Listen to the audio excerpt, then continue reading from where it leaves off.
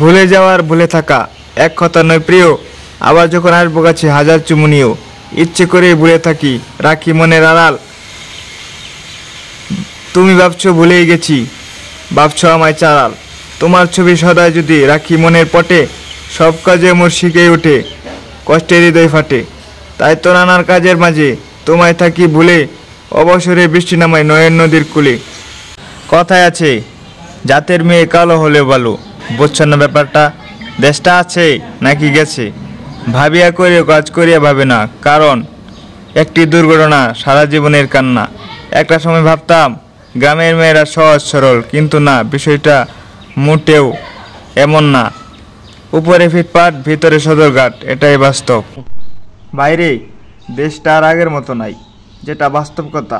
গ্রামের মানুষ আগেই ভালো ছিল। গ্রামে না ছিল কোনো কারেন্ট, না ছিল কোনো মোবাইল, না ছিল কোনো ওয়াইফাই। জীবনটা তখনই সুন্দর ছিল, নীরবতায় দিনগুলো কাটত। এখন আর বিকেল হলেই ছেলেমেয়েরা মাঠে খেলাধুলা করে না। এখন আর বিকেল হলেই বলে শব্দ শোনা যায় না, এটাই বাস্তব।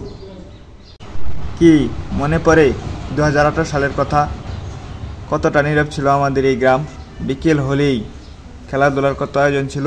সব পাড়া বা মহল্লার ছেলে মেয়েরা একসাথে খেলাধুলা করত।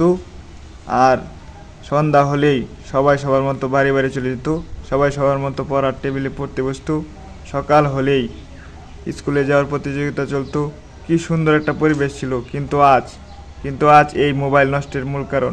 টিকটক, ফ্রি ফায়ার, মেসেঞ্জার গোটা একটা জাতিকে ধ্বংস করে দিয়েছে। বুড়া থেকে জওয়ান সবাই এখন চায়ের দোকানে রাজনীতি বা কূটনীতি নিয়ে ব্যস্ত। প্রতিটা চায়ের চুমুকে চুমুকে গীবত। আহ কি শান্তি!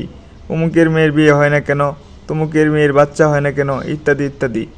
একটা সময় ছিল গ্রাম আর শহরের মধ্যে পার্থক্য ছিল, কিন্তু এখন তা নেই বলেই চলে।